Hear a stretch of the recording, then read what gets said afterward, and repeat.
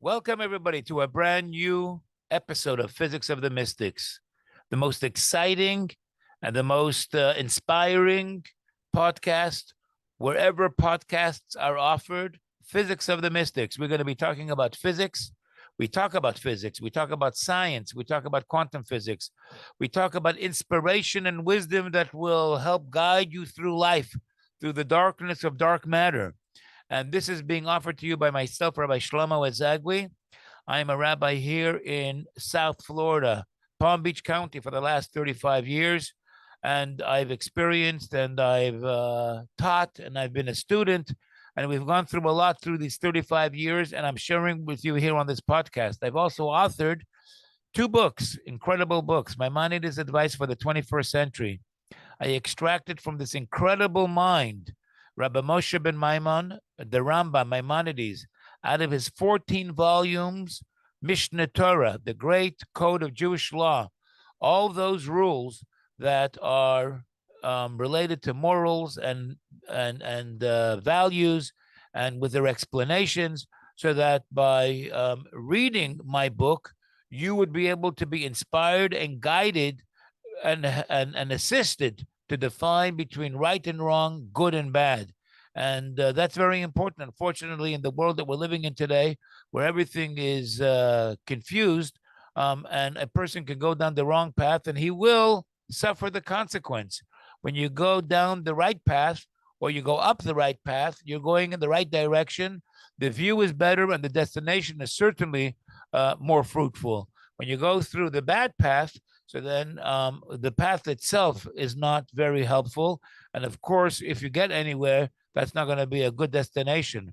But with the advice of Maimonides' Advice for the 21st Century, you will be instructed and you will be enlightened to know, at least, and be offered the free choice between good and bad, life and the opposite. And then I also authored another book, Spiritual Soul Book, and it's over 800 pages and 300 chapters, small little chapters on the subject of mind and psychology and emotions and the influence of mind. Where does mind come from and how does it influence our emotions and speech and spirituality and soul and God and Jewish holidays, and incredible good stuff to become educated and inspired and uplifted through the reading of that incredible wisdom, which of course is based on, for the most part, the Lubavitcher Rebbe, Rabbi Menachem Mendel Schneerson's talks. And now I'm working on a new book, Physics of the Mystics. And while we're doing that, I am sharing with you that knowledge here on this podcast, Physics of the Mystics. Before we get into today's subject, and I wanted to do something new, but after the incredible positive feedback I received from literally all over the world on last week's podcast, which was dealing with science and religion, I decided to just go on with another podcast on that same subject. But before I do that, I'd like to share with you my email address, physicsofthemystics@gmail.com. If you send me an email, I will put you into a raffle to win $260 gift card from Amazon. As simple as just sending me your email, you will be entered into a raffle to win a $260 gift card from Amazon. So today's subject is going to be a continuation. I wanted to talk about actually iron and the hemoglobin, the heme molecule, and the way oxygen attaches to it, and so how it's all related to the heart with its four compartments and the four letters of God's name, somewhat connected and related to what we talked about last week when we talked about nuclear fusion. And we talked about hydrogen, the number one element, and how it fuses four of them together to create the core of the sun, and how that is exactly the essence of how God expanded himself into this world. The one God, Hashem Echad, the one God, and then the word Hashem is four letters, but the four turn into one, and that becomes what is the source of blessings here in this world. We talked a little bit about that 2 weeks ago. Before that, we talked about atoms and protons and electrons, and protons being bigger than electrons, representing the male and the female, and the female, the electrons and negative energy residing in seven shells. How many times does the bride go around the groom? under the canopy of the marriage canopy, the chuppah, 7 times. And there are 7 dimensions to the emotions and to the soul. Okay, we spoke more about that in episode. That was the first real episode of Physics of the Mystics. So let's talk a little bit about today. Some things that are inspiring and somewhat in the direction of accurate mysticism, and then some of the things that are somewhat troublesome when it comes to connecting religion and science, or better yet, scientists and religion. Because as we pointed out last week, there is no problem with science and religion. As a matter of fact, science helps us appreciate religion. And true religion will help us respect the conclusions of scientists. It's the scientists themselves that have ulterior motives or are ignorant that somehow can be an influence to separate the importance of religion and the belief and faith in God. And it's the fault of the scientists, not science itself, because in this podcast, we're going to point out that science itself is actually leading more and more so and helping us understand and recognize and appreciate the influence of God as it is described in the blueprint of God, and that is the Torah.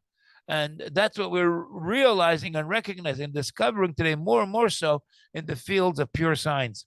So Richard Feynman, a very, very big character in theoretical physics. He was an American theoretical physicist that was known for his work in the path of integral formulation of quantum mechanics, a lot of incredible things, the theory of quantum electrodynamics, the physics of superfluidity, of supercooled liquid helium, a lot of incredible things. He was recognized and known in his work for particle physics, and in many different positive ways. So one of the things that Richard Feynman, we talked about him last week, in a way that was somewhat problematic. So let me give him a little bit of some credit in his world of truth. He's passed away already by now, and so his soul continues to exist. That's something we're going to get into also in our podcast. The mind is not the product of the actual physical brain, because when the physical brain dies, that's the end of everything. But there is a mind, as Roger Penrose, he's another guy. We'll get to Richard Feynman back in just a moment. But Sir Roger Penrose, he's a Nobel Prize winner. And so he's an English mathematician and mathematical physicist. He's a philosopher of science, a Nobel laureate in physics. And he says that he says a lot of things. But one of the things Roger Penrose says is that consciousness must be beyond the physical mind. You know, I don't know if he ever made this metaphor or analogy, but when you look at a television and movies or news comes out of it, there's nobody sitting inside your television. There's nobody giving you the weather or telling you the news inside your television. The television is only a vehicle, a receptacle to receive what is being transmitted from a station, and you're only getting it through the television. The television doesn't create what you're looking at. And that was Roger Penrose, that is his thoughts about the brain. The consciousness, memory is not the brain, the physical brain itself. There's something beyond all that. And it's very interesting. He's written books on this subject. He's proposed different theories, how exactly the physical brain is a receptacle to consciousness, which, like I said, he believes it comes from beyond the physical brain. There is certainly something that is beyond the physical world and the physical universe. And one of the things Richard Feynman said was that the world is a dynamic mess of jiggling things if you look at it right. And I believe what Richard Feynman is saying there, which is pretty simple when you study science and quantum physics and the quantum field theory, and that is everything comes out of an unseen energy field. Nobody's seen that field, but we see things that are emanating from it, right? So they extend and expand themselves from it, and then they contract and go back like away into the field. That's the words that are used. And it's this expansion and retraction that keeps on extending itself until it becomes quarks. And then those quarks, through the 4 forces, they turn into protons. And then they turn into electrons, and then they turn into neutrinos, and they become the nucleus of atoms, and then they turn into molecules, and then they turn into cells. And so that expression that Richard Feynman said, that the world is a dynamic mess of jiggling things, is very much on target with what mysticism tells us, that the way God extended himself into becoming crystallized, so to say, was through a process that is known as ratzoi v'shuv, and that is expansion, where God expanded into becoming like a something, but then immediately it contracted back in again. But then it expanded a little bit further on, and then it contracted back in again. So even later on, when it becomes the physical world that we are living in, those two motions of expansion and contraction are always there in some kind of an element, either down at the quantum physics level or even on a very perceptible level, as in the case of the heart. The heart expands and it contracts. The ocean waves, they expand and they contract. And so there is this dual kind of tension where the universe is expanding, but then through the force of gravity, right, it's held back in line to remain the mass and the universe that it is. So that's a little bit of something that Richard Feynman helps inspire our teachings in the field of mysticism. But I want to mention now another American physicist who happens to be also a Jewish guy, and I love the way he teaches quantum physics. He's an incredible teacher par excellence when it comes to the field of theoretical physics and quantum mechanics. Leonard Susskind. He started out as a plumber, and he very proudly repeats that many different times. And he ended up to be a professor of theoretical physics at Stanford University. He's actually the founding director of the Stanford Institute of Theoretical Physics. But when it comes to believing in a God, this is where I have a problem with him. And that's where we recognize the limitations of his knowledge is maybe up to the point of his strength. But then, every human being is finite and limited.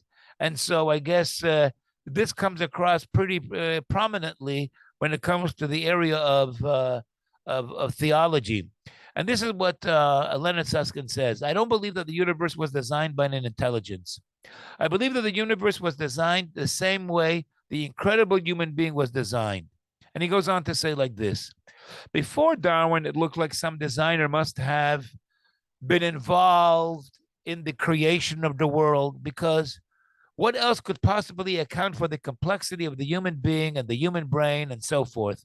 But then he goes on to say, we eventually found out what it was really all about, and it's all random, right? It's random mutations of a bunch of carbon, oxygen atoms, and other stuff. And those mutations, they kept on jiggling, to use the words of Richard Feynman, and fusing or retracting one from the other, a little bit here and a little bit there. And finally, everything evolved. Some things did better than others. And those things that are more populous than the things that didn't do well, that is what becomes the universe we're living in right now. According to Leonard Susskind, it's all randomness. It's all statistics. It's all the laws of physics that led to our design. And he concludes this little paragraph that I'm quoting. I think the same thing is also true for the universe. Now, listen, with all due respect to this nice Jewish boy, Leonard Susskind, who started out as a plumber, this is a ridiculous conclusion that he comes to. Number one, Mr. Susskind, right? You're saying you don't believe in an intelligent designer because it's all a matter of physics, the laws of physics that combine through a myriad of mutations, carbon and oxygen, until it finally becomes the world we're living in. Who created those laws of physics? Those laws of physics, which are so incredibly intelligent and so beautiful and so precise to be what they are in order to create the precision that this universe is all about. Where did that come from? You're saying the only thing we need is the laws of physics in order to create the world that we're living in. But who made that law of physics? You say it's only a matter of mutations that, the carbon and the oxygen, the nitrogen, whatever else it is that bring about, the universe that we're living in. Where did the carbon come from? The carbon is a tremendously complicated combination of energy, of positive energy, of negative energy, of neutral energy, of quarks and of forces and of energy. And where did all that come to end up being the precision of a carbon atom or an oxygen atom, and then to have them work together to become the source of life that the entire universe is dependent on? Where did all that come from? That he's not addressing. So my point here on today's on today's physics of the mystics, is to point out the limitation that these great scientists are limited by. They have tremendous discovery, and which has tremendous utility, but when it comes to the expression and his conclusion, as I'm pointing out, and if he was here in front of me, I doubt he would have anything to answer. He would say, and actually, I believe I've heard him say in some of his sermons or some of his speeches, we don't go there. We don't think where these things came from. Well, that's precisely the reason why there needs to be an intelligent designer who put those things in place and where it came out of. Where did those things come from? The oxygen, the laws, the fields of energy that give rise to the quantum fluctuations. Where did it all come from, Mr. Susskind? Give us an answer, Mr. Intelligent Fellow. And so that's a little bit for you guys on today's podcast to think about. But here is another thought. And I did get a feedback from a doctor, a good friend, that said that last week's podcast was a little too long. So I'm going to ask for more feedback. If you prefer a short little podcast, which deal only with one thing at a time, maybe 20 minutes, or the more longer discussion that I'm going to continue doing this week, unless I hear again from people, which I did this past week from all over the world, but they were all positive for the most part. But I want you to be brutally honest with me and let me know what you suggest I should talk about, or what you think about what we're discussing, or the lengths of what we're talking about.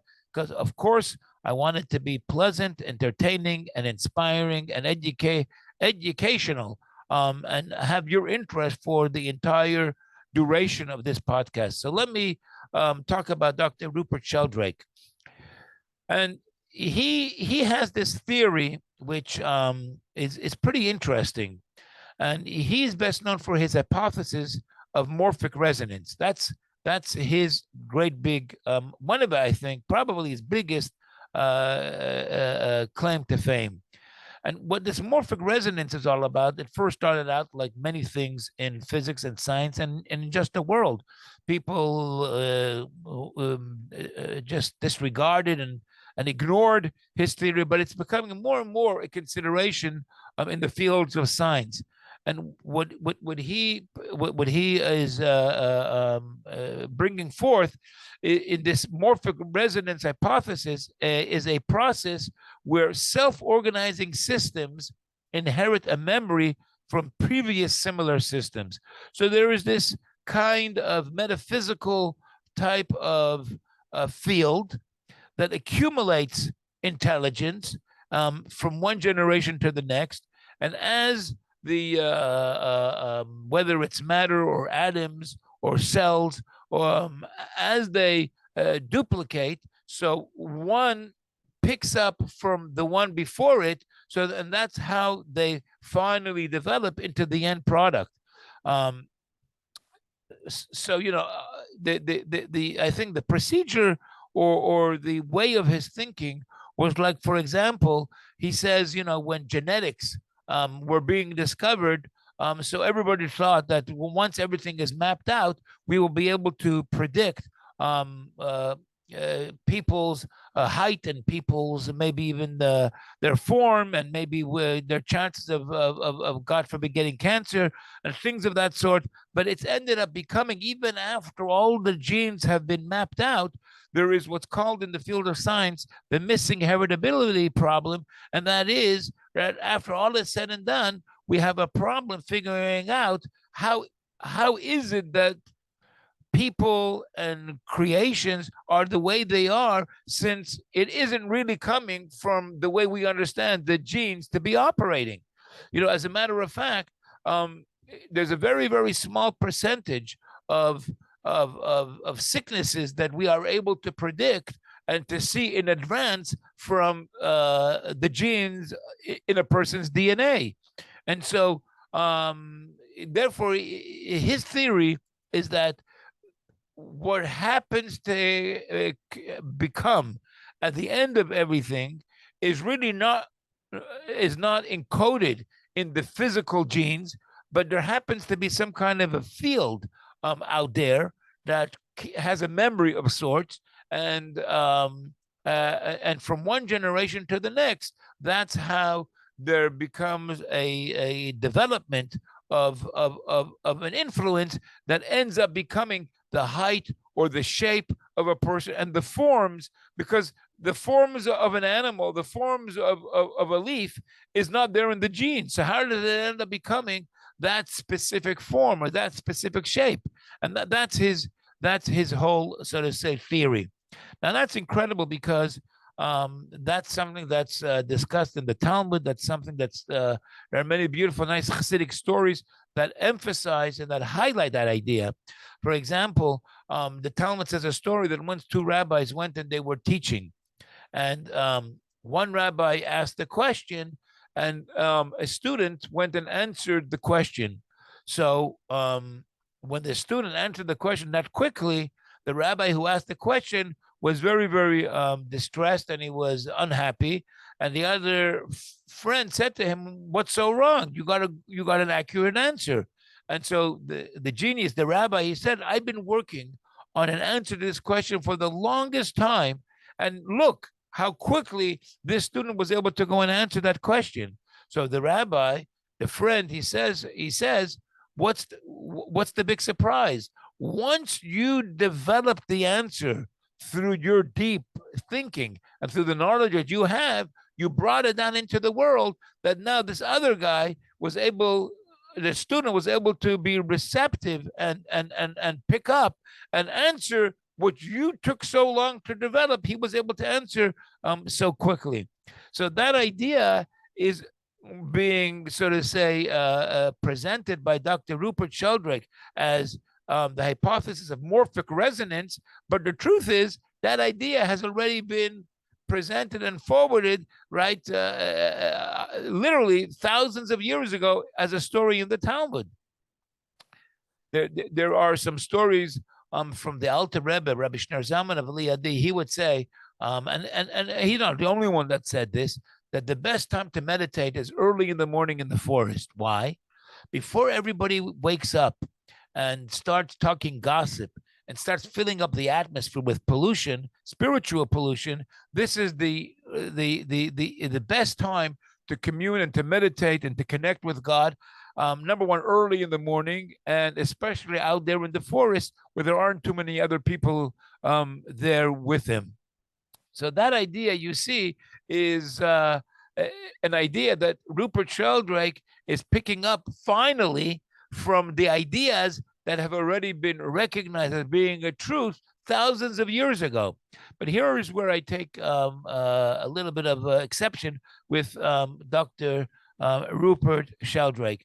And that is when he talks about morphic resonance and that there's a memory. And he talks about panpsychism, where there is a mind in everything, and there's a memory to that mind that is out there, and it remembers from one generation or from one person's conclusion to the next person's conclusion, that finally is picked up by the next creation. And so there's a certain, and that's how he explains how the universe came together, or these self-organizing mechanisms are the result of morphic resonance. That's how he describes it. Of course, it goes deeper than that. It's God himself right? He's talking about a field like in quantum physics, where they talk about this quantum field theory, and they're saying that, what they do see has to be coming out of somewhere, and so they give it a name, and they don't want to call it God or the intelligence of God that is underlying and that is influencing the quarks and the fields and their energies and whatever else. And so they've given it a name, the quantum field theory. But that's how we are being able to relate to the idea that the mystics have been talking about already for thousands of years.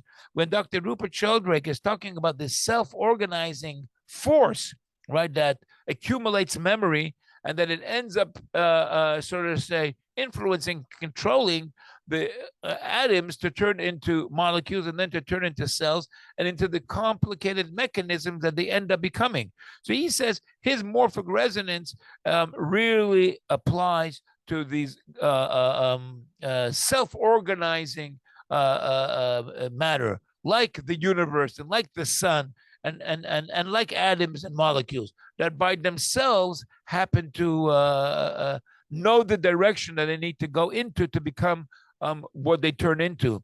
But when it comes to, for example, a computer, he says that's the influence of a person. There is no morphic resonance over there. So he says, like, for example, if he believes in panpsychism, so maybe, people say maybe there's a mind in socks. He says, no. He says there is no mind in socks, but there is a certain kind of an influence of a consciousness in a mind that controls the self-organizing matter. I want to go a little further and say that what Dr. Rupert Sheldrake is talking about is really the truth of the universe and of all matter down to the socks. The socks have atoms in it, and they have molecules in it, and that's what becomes, whether it's wool or whether it's polyester and it's chemical or wherever it is, right? There is the mind of God that is within everything that exists here in this world. And it expresses itself differently in the different objects that exist here in this universe. So in some matters, like the sun, right, without any influence from outside, it somehow directs itself into the sun through this incredible process that takes place. When you're talking about the universe at large, and you see the way the planets they turn around and they're held in place, and each one complements each other in incredible, tremendous kinds of ways. So he says he wants to recognize that there is that influence that we can see in those grand matters. But the truth is, it exists also down at the level of every single object that exists here in this universe. And so, ladies and gentlemen, I think we're going to call it quits for today's podcast, Physics of the Mystics.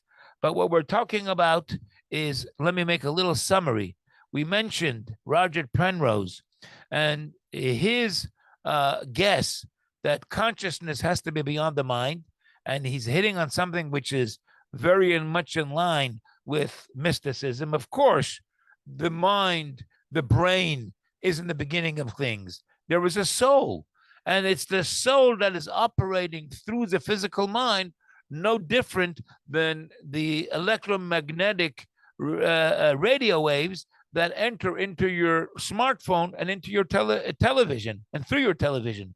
We talked about Richard Feynman and his statement that the world is a dynamic mess of jiggling things, and down at the core of things, that's exactly the way the mystics talk about the world extending itself out of godliness and becoming the universe that we're living in. We talked about Leonard Susskind, and as smart as he is when it comes to theoretical physics, he's very limited and when it comes to his understanding of, or his expression of, whether he believes in an intelligent designer or not. Of course, there's got to be an intelligent designer.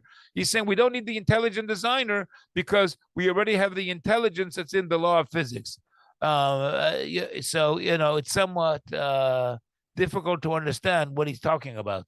And then we ended up talking about Dr. Rupert Sheldrake and his hypothesis of morphic resonance, right, which falls as well in place with mysticism.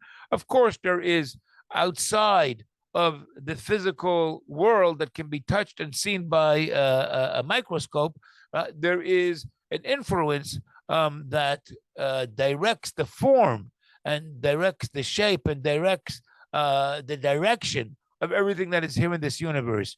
It's not just it's not just an unseen physical field, but it's a reality of spirituality.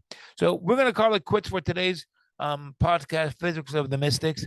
And in the future, God willing, next week, we'll talk about the next podcast. I want to talk about iron, and I want to get onto that one, hemoglobin, and I want to talk about how it attaches to oxygen and how it is circulated by the heme molecule in a heart that is made of 4 compartments. And once again, I want to touch upon the one God who expresses himself in the number 4, which is the essence and core of life within our bodies. Send me your emails to physicsofthemystics@gmail.com, and I will enter you into a raffle for a $260 gift card. It's as simple as that.